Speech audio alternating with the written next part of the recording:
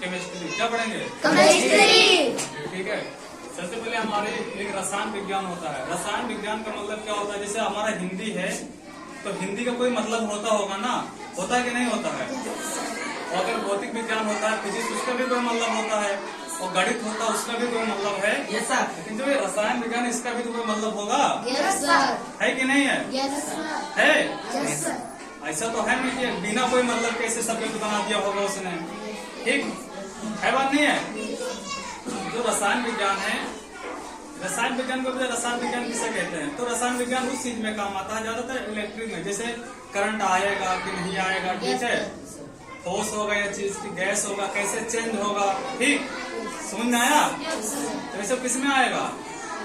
मान के चलो, हाँ, ये केमिस्ट्री के अंदर इसका अध्ययन होता है सारा चीज का। ठीक है, हम सबसे पहले पढ़ेंगे रसायन विज्ञान। रसायन विज्ञान के जो आधुनिक पिता हैं, ये है हमारे लेवासिये जी। क्यों है? लेवासिये जी। हाँ, कोई पूछेगा कि रसायन विज्ञान के पिता कौन है तो क्या बताओगे?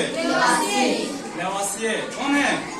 लेवासिये। ठीक, तो रसायन विज्ञान के आधार पे इसको दो पार्ट में बांटा गया। पदार्थ, इसमें पदार्थ का दूसरा नाम क्या है?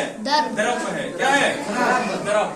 पदार्थ को इंग्लिश में मैटर कहते हैं और द्रव को सब्सटेंस कहते हैं। क्या कहते हैं? सब्सटेंस। क्या कहते हैं? सब्सटेंस। और इसके दो पार्ट में बांटा गया, एक भौतिक गुण में और दूसरा रासायनिक गुण में। ठीक, तो पहले हम भौतिक गुण के आधार पे पढ़ेंगे। ठीक है, किसके आधार पे? भौतिक गुण के आधार। भौतिक गुण के आधार पे। भौतिक गुण के आधार पे कितनी अवस्था होती है, यही पूछेगा क्वेश्चन कि भौतिक गुण के आधार पर कितनी अवस्था होती है। तो पहले तो हमारी तीन थी, लेकिन दो और बढ़ी हैं। ठीक है, तो नंबर 1 पढ़ो, ठोस। क्या पढ़ोगे? ठोस। ठोस अवस्था ये होती है, ये सबसे क्या होती है? ठोस अवस्था। जैसे पानी को वाष्प, जैसे स्टॉप करते हैं।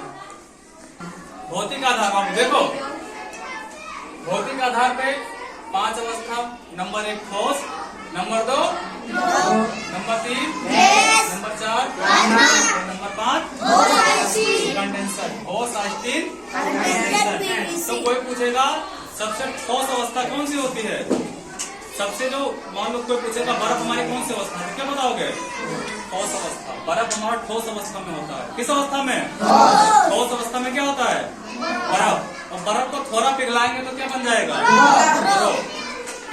उसको और गर्म कर देंगे तो हो जाएगा। 3 अवस्था पहले पता चला। Yes sir. और यही गैसवा का थोड़ा ठंडा कर देगा तो द्रव हो जाएगा, इसको और ठंडा कर देगा ठोस हो जाएगा। ठीक है, जब इसको और ठंडा कर दोगा तो बहुत आइसक्रीम कंडेंसर बन जाएगा। ठीक है, अब इसको नीचे का 2 बाद में पढ़ेंगे, पहले इसको पढ़ो। ये समझ में आया? ठोस को सॉलिड कहते हैं, द्रव को लिक्विड कहते हैं, और गैस को गैस ही कहते हैं, प्लाज्मा को प्लाज्मा ही कहते हैं, बॉस आइसक्रीम को बॉस आइसक्रीम कंडेंसर कहते हैं। समझना? अब आ जाओ प्लाज्मा। सबसे गर्म अवस्था होती है तो हमारी प्लाज्मा होती है। क्या होती है? प्लाज्मा।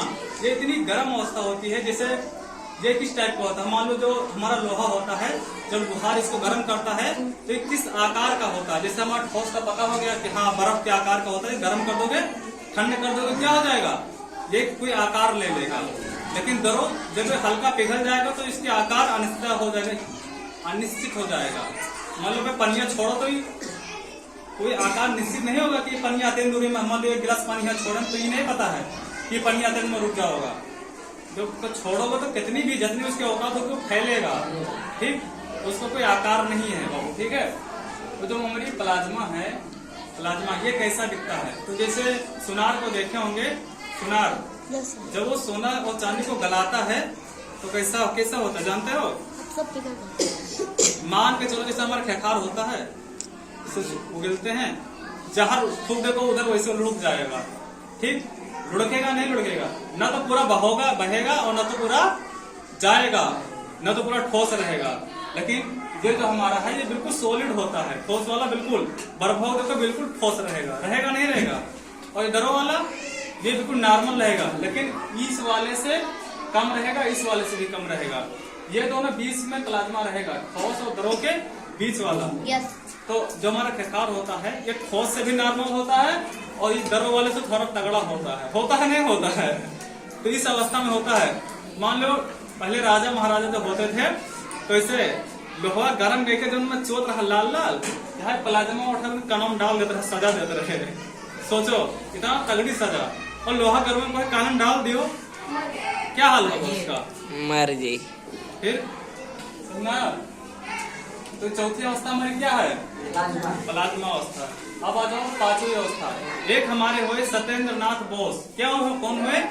सत्येंद्र नाथ बोस साहब। इन्होंने गया कहे कि मतलब कि जो अखबार है, अखबार में मेरा एक सिद्धांत लेके गए, बोले ये सिद्धांत मेरा उसमें छापो, ठीक। तो उसने उसको भगा दिया, अरे तू जब हमारा देश आजाद नहीं होता, अरे तू बकलोल, तुमको क्या आता है, तू सिद्धांत देगा। वो भी 3 अवस्था हो चुकी थी, 4 अवस्था, 5वीं अवस्था लेके पहुंचे थे, 5वीं अवस्था की खोज नहीं हुआ था। उसने पूछा अरे तुम लेके आया है ये सिद्धांत छपाने, तो उसने उसको सिद्धांत को वापस कर दिया था, सत्येंद्र नाथ बोस के सिद्धांत को वापस कर दिया था, नहीं छापा था। तो वे उस सिद्धांतवा का लिफाफा उफाफा पे रखे और लेके गए वो इनके आइंस्टीन साहब के पास। आइंस्टीन साहब को दिए, बोले इसको पढ़ो, समझ में आओगे तो इसको छाप देना, न समझ में आएगा तो मत छापना। इन्होंने इसको देखा, उसने वो आइंस्टीन साहब ने उसको पढ़ा तो बहुत चक्का हो गया है कि भारत देश में इतना तगड़ा भी लोग रहते हैं, जो कि पहले गुलाम था तो इतने योग्य लोग नहीं थे। उसने बोस आइंस्टीन साहब ने सोचा होगा, तो उसने कहा कि इस अखबार में छापो। बोस आइंस्टीन साहब ने इनके सिद्धांत को, बोस इनके सत्येंद्र नाथ बोस वाले सिद्धांत को इन्होंने छपवाया था, इसने आइंस्टीन साहब ने।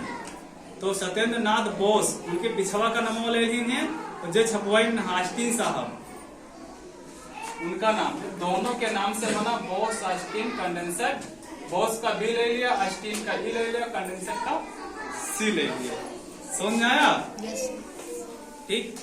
तो ये सबसे ठंडी अवस्था होती है, ये ठोस से भी ज्यादा ठंड होता है, -273 डिग्री सेल्सियस पे ठंड होता है। इतना ठंड होता है, इतना ठंड होता है कि क्या बताएं। ठीक। तो कोई पूछेगा सबसे ठंडी अवस्था क्या होती है? Bose Einstein condenser. ये अवस्था सबसे ठोस अवस्था है भैया। और जो हमारी ठोस अवस्था है, ठोस अवस्था जो होती है इससे भी तगड़ा, जैसे बर्फ हमारा ठंडा होता है, इससे भी ठंडा, इतना ठंडा कि अगर किसी को अगर ऐसे छू लो ना वो बर्फ पिघल जाओगा बिल्कुल। मान लो किसी गिलास व्लास में बर्फ रख देवे ना, आधा गिलास पानी ले लो, तो बर्फ रख देना, तो बर्फवा गली, बर्फवा गलेगा, जो बर्फ है ये गल तो जाएगा, लेकिन गिलासवा से ज्यादा पनिया नहीं फेंकेगा। लेकिन ये वाला जो होता है इतना ठंडा हो जाता है, इतना ठंडा हो जाता है, ये गिलासवा में तू भर देगा ना, गिलासवा बाहर छलगी ठंडा हो तो, अगर ये दरों में परिवर्तित हुआ इसे बाहर कूद जाएगा। तभी तो इलेक्ट्रिक पहले तार वार होता था, तो अगर कहीं पे कनेक्शन देना होता था, तार वार इतना गर्म हो जाता था कि क्या बताएं। मान लो घर में 100 यूनिट बिजली आती थी तो 20 यूनिट रास्ते में ही रह जाती थी, करंट में, तार में ही, सोचो इतना गर्म। तो जब 5वीं अवस्था आई तो सब चीज नॉर्मली हो गया। ठीक, इतना भी कुछ करो। तो 5वां अवस्था समझ में आई? पहली अवस्था, दूसरी अवस्था, तीसरी, और चौथी, पांचवी बोस आइंस्टीन। तो पूछेगा ये 5वीं अवस्था किसने दिया था, तो क्या बताओगे? सत्येंद्र नाथ बोस ने दिया था। किसने दिया था? बोस ने। सबसे गर्म अवस्था, सबसे गर्म अवस्था कौन सी होती है? सबसे गर्म अवस्था हमारी प्लाज्मा अवस्था होती है। सबसे गर्म अवस्था प्लाज्मा। सबसे ठंडी अवस्था बोस कंडेंसर। ये सबसे ठंडी अवस्था होती है। इसको -273 डिग्री सेल्सियस माइनस में परम शून्य ताप, इससे ठंडा कोई हो ही नहीं सकता दुनिया में। सुनना, भौतिक के आधार पे 5 अवस्था पढ़ लिए। अब आ जाओ रासायनिक के आधार पर 3 पार्ट में बांटा गया, तत्व में, यौगिक में और मिश्रण में। तत्व होता है बाबू कोई सिंगल चीज होगी, जैसे सोना है तो सोना में कुछ मिक्स नहीं होता है। अगर सोना चांदी बनता है तो उसमें कुछ मिक्सर करके नहीं बनाते हैं, वो केवल एक ही होता है, सोना में सोना ही पाया जाता है। लोहा में लोहा ही होगा। ठीक, तो जो हमारा सोना होता है, ठीक, तो इसका सिंबल होता है AU, ठीक, और लोहा का सिंबल होता है FU। क्या होता है? FU। जो हमारा ऑक्सीजन होता है ये भी तत्व है, ये भी सिंगल रहता है। इसको ऑक्सीजन को O से, इसका सिंबल क्या है? O। क्या है? O सिंबल है, ठीक। तो ऐसा सिंगल कौन रहेगा? तत्व। सिंगल कौन रहेगा? तत्व। जो सिंगल सिंगल रहेगा वो तत्व रहेगा। और यौगिक, यौगिक में आओगे तो यौगिक का फार्मूला होता है। क्या होता है? ठीक। जो भी चीज होगा, ये भी दो पार्ट में बटा है, ठीक, कार्बनिक और अकार्बनिक। तत्व भी तीन पार्ट में बटा है, धातु, अधातु और उपधातु में। जो मिश्रण होता है हमारा, मिश्रण तो बहुत हल्के में समझा दूंगा तुमको, पहले तत्व। और जो कोई चीज सिंगल सिंगल दिख जाए तो क्या होगा? तत्व। क्या होगा? सिंगल सिंगल, सिंगल सिंगल तत्व, ठीक। और यौगिक, यौगिक जो रहेगा ये फार्मूला के साथ ही रहेगा। NaCl, H2O। H2O किसका फार्मूला है? पानी का। किसका है? पानी का। जिसका फार्मूला यौगिक में जो सिंगल होगा वो तत्व में जाएगा, ठीक। और मिश्रण, कोई पूछेगा मिश्रण क्या होता है? मान लो तुम नमक ले लो थोड़ा, क्या ले लो? नमक। और चीनी ले लो, क्या ले लो? चीनी। अभी दोनों को तुम कितना भी मिला लोगे आपस में, फिर भी ये पहचान में आएगा कि हाँ ये चीनिया है, ये नमकवा है, ये पूरा तरह से मिला नहीं है, ठीक। तो मिश्रण में ही विलयन होता है। विलयन के दो पार्ट होते हैं, विलयन होता है विलायक, ठीक। मान लो चीनी है, चीनी को नमक में डाल, चीनी जो है इसको पानी में घोल दोगे तो क्या हो जाएगा? विलायक हो जाएगा, विलयन बन जाएगा। क्या बन जाएगा? विलयन। क्या बनेगा? विलयन, ठीक। तो मान लो जो मिश्रण में एक और समझाता हूँ तुमको। मान लो अब तुम्हें तुम्हारी ईद चल रही थी, क्या चल रही थी? ईद, ठीक। ईद में तुम सेब भी लाते थे, ठीक, अंगूर भी लाते थे, केला भी लाते थे, अलग अलग लाते थे, और दोनों को सारे मिला के तब बैठ के खाते थे, ठीक, खाते थे। तो मिश्रण था। तो मिश्रण को हम पहचान लेते हैं, पहचानते हैं, नहीं पहचानते हैं? पहचान लेते हैं। लेकिन वह चीजिया के हैं उठाए के, जितना तुम खाद रहे हो वह चीजें उठा मिक्सी में डाल को पेड़ दे देने के, वो दिखेगा, गायब हो जाएगा, विलय हो जाएगा, विलयन बन जाएगा, ठीक। तो विलय और विलायक समझते हो? तो मिश्रण जान के मिश्रण को पहचान लोगे। मान लो 1 किलो अरहर की दाल, 1 किलो मसूरी की दाल, मसूर की दाल, इसको दोनों को मिला दोगे, पहचान नहीं लोगे अरहर की दाल है, मसूर की दाल है। लेकिन वही को बटलियम दाल के तनी घोट दे बता, नहीं पहचान पाएगा ये किसकी दलिया है, किसकी दलिया है। समझ में आया? तो मिश्रण पहचान लोगे। मान लो मिस्त्री आते हैं, सीमेंट होता है, सीमेंट और बालू, इसको वे कितना घोट लिए हैं, लेकिन दिखाई हाँ जी सीमेंट यार वही बोलिए, लेकिन जो पनीर से तो घोट दिया, बताओ मिल गया एकदम, विलयन बन गया। क्या बन गया? विलयन। लेकिन ये समझ में आ रहा है, नमक और चीनी ये दोनों को कस के मिला लो, लेकिन दिखेगा मिश्रण हो जाएगा, नहीं दिखेगा फिर भी, ठीक, दिखेगा नहीं दिखेगा। और तरीके पनिया मिला घोल दिया, बताओ गया साहब, गया कि नहीं गया? से दिखेगा ही ना, मिल गया। तो विलय किसको कहते हैं, विलायक किसको कहते हैं? विलय उसको कहते हैं, मान लो चीनी है, क्या है? चीनी। जिसकी मात्रा ऐसे समझो, जिसकी मात्रा ज्यादा होगी वो विलायक होगा, जिसकी मात्रा कम होगा वो विलय होगा। विलय कौन होगा? मान लो चीनी है, चीनी को पानी में करना है, ठीक है, तो चीनी थोड़ा है तो ये विलय होगी किसमें? पानी में। तो पानी विलायक होगा, दोनों का घोल मिला दो, पहचान नहीं पाओगे कौन चीनी रहेगी और कौन पानी रहेगा, इसी को कहते हैं विलय। अगर तुमको कोई दे दे ये बकलोलवा है, ये बकलोलिया है, तो पहचान लोगे ना, है तुम इनको चाहे मैं बैठाई दी उठाई के, तब वो पहचान लगी लड़की हो ये लड़का है। लेकिन इनका दोनों के लाए के क्या मिक्सर घोट दी तो क्या हो जाएगा? क्या हो जाएगा? विलयन बन जाएगा। क्या बन जाएगा? विलयन। तो विलय और विलायक और मिश्रण समझ में आया? Yes sir. जो सिंगल सिंगल रहेगा वो क्या कहलाएगा? सारे बोल, जो सिंगल सिंगल रहेगा क्या कहलाएगा? तत्व। जिसका मात्रा रहेगा वो यौगिक, जिसका मात्रा वो यौगिक। और जिसको पहचान सके और जिसको पानी डालने पे विलय हो जाएगा उसको विलय कहते हैं। समझ में आया? Yes sir. तो मिश्रण को पहचान लोगे? Yes sir.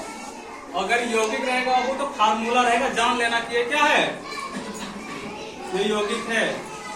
अगर वो चीज सिंगल रहेगी AuFeO तो जान लेना क्या है, तत्व। समझ में आया? अब देखो और अभी 3 पार्ट इसके और है तो नॉर्मली समझे थे, अभी तो मात्रा समझे। आप देखो 3 पार्ट में और बचा, धात, अधात और उदात। धात होता है बाबू चालक, ये भी क्वेश्चन पूछा है। जो धात हमारी होते क्या होता है, धात हमारी चालक होती है। लोहा, लोहा में करंट हो तो छोड़ो, लोहा का ऐसे जोड़ के चले जाओ, हम पार कर ले जाओ और पार कर ले जाओ, लेकिन कहीं बीच में कट ना हुआ और हिया करंट हो छो जो हुआ पकड़े होगा वो भी सोहा हो जाए। ठीक, तो धात हमारी क्या है, चालक। धात हमारी क्या है, चालक। चालक समझ में आया? धात क्या है, चालक। चालक। और जो हमारे आधात क्या है, कुचालक। कुचालक क्या है, कुचालक। कुचालक। ये जो आधात है, ये मान लो अगर आधात में भी करंट फैल जाता, ठीक, तो आधात में कोई ट्रांसफार्मर है, ठीक, और इसमें कहते हैं कि अगर हवा चलती, क्या चलती, हवा। अब अगर ये भी चालक होता आधात तो हवा चलती और करंटवा होता उसमें लाइनिंगिया में, तो तरवा है, तरवा में करंटवा होता, ठीक, वो करंटवा होएवा आती और होएवा सतवा हमको भी सुहा कर लेते तो खत्म कर देती, खत्म करती नहीं कर देती। कहा तो ऊपर वाले ने इसको कुचालक बना दिए लोहा के, ठीक, तो लोहा, वो लोहा तो हमारा धातु है, ठीक, तो हवा हवा क्या है, ये सबको क्या बना दिए, कुचालक। क्योंकि अगर हम ये भी चालक होता तो ट्रांसफार्मर कहीं जाते किसी को सुनते उनते हवा कम आती ना, टक्कर मारती तो उनको मजा आता। समझ में आया? तो धात, आधात और उपधात, ठीक। उपधात का मतलब होता है इसमें तो करंट होगा, क्या होगा, करंट होगा, और इसमें कम करंट होगा। उपधात में कम करंट होगा। जैसे मोबाइल में मोबाइल होता है, इसको कम करंट चाहिए चार्ज होने के लिए, क्या चाहिए, कम करंट चाहिए। लेकिन धात जो होता है, मान लो वॉशिंग मशीनिया है, उसमें तो उतना कपड़ा डाल देगा और इसका ये वाला करंट देगा, उपधात वाला, अर्धचालक वाला, क्या दे, और चलो उपधात अर्धचालक होता है, कम वो होता है उसमें करंट, तो वॉशिंग मशीनिया का नचा ही नहीं पाता, वो लेके बैठ जाता वही चीज, ठीक। तो उसमें कैसा करंट रहता है, हम चौका करंट है, तो ना हम के करंट जाता है, धात वाला, ये चालक वाला करंट उसमें जाता है, ठीक। तो इसीलिए जो भी ये होता है इसको इलेक्ट्रिक कहते हैं, इलेक्ट्रिक डिवाइस। पंखा हो गया, इसमें क्यों अच्छे वाला करंट चाहिए चलने के लिए, क्या चाहिए, अच्छा वाला करंट चाहिए, ठीक। लेकिन जो हमारा फोन ऑन है इससे वाला, इसमें अर्धचालक, थोड़ा बहुत हो जाएगा काम, चल जाएगा। तभी तो मोबाइल की दुकान का नाम रखे क्या, इलेक्ट्रॉनिक, क्या रखे, इलेक्ट्रॉनिक, और इसको इलेक्ट्रिक डिवाइस, इसको इलेक्ट्रॉनिक डिवाइस कहते हैं। समझ में आया? आया? मोबाइल की दुकान जब जाएगा तो कहीं लिखा रहेगा इलेक्ट्रॉनिक डिवाइस, और जब पंखा मोबाइल उसके दुकान पे जाएगा तो वॉशिंग मशीन वो क्या लिखा रहेगा, इलेक्ट्रिक, क्या लिखा रहेगा। समझ में आया? पंखा, कूलर, फ्रिज चलने के लिए इतना हुमस के करंट चाहिए, ठीक। समझ में आया? तो धात हमारा क्या होता है, चालक क्या चालक, चालक क्या चालक, और जो आधात होती है क्या होता है, चालक, कुचालक। उपधात क्या होता है, अर्धचालक होती है, क्या होती है, अर्धचालक, चालक। इसका फार्मूला ये भी 2 पार्ट में बता, कार्बनिक और अकार्बनिक। जिसमें C होगा कार्बन होगा, कल बता दूंगा, ठीक है। जिसमें नहीं होगा वो क्या होगा, अकार्बनिक। नमक तो जान गए, ये होता है। धन्यवाद।